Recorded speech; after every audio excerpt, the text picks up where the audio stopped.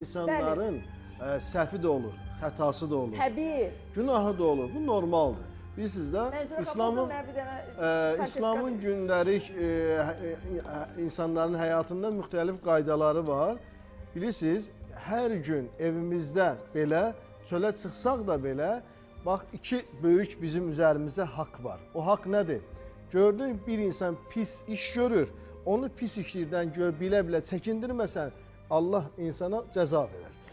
Plus, yəni əlavə olaraq o pis işlərdən çəkindirərək onu yaxşı işə dəvət etməlisən. Bu bizim ən böyük müəllimlərimizin işidir ya. Bizim burada oturmağımızın səbəbkarı evdə valideyn müəllim olaraq, orta məktəbdən müəllimlərdir və institutda, universitetdə olan müəllimlərimizi bizi yetişdiriblər. Bildiyim qədər xanım da müəllimədir. Böyük müəllimə. Axı siz o insanları pis işdən çıxardıb yaxşı işə dəvət edirsiniz, elm verirsiniz, elmdən helm verirsiniz, onlara gözəl həyat öyrədirsiniz. İndi təsəvvür eləyin, hələ öz gəlininiz bir kənara, nəvələrinizin anası olmaq bir kənara, bir anasız övladdır. Ola bilər xətası var. Siz bəyəm gəlin gələndə, yəni Zümrüd Sınamı xanıma deyirəm, və bütün insanlara deyirəm, gəlin gələndə xətanız olmayıb mı? Hamımızın.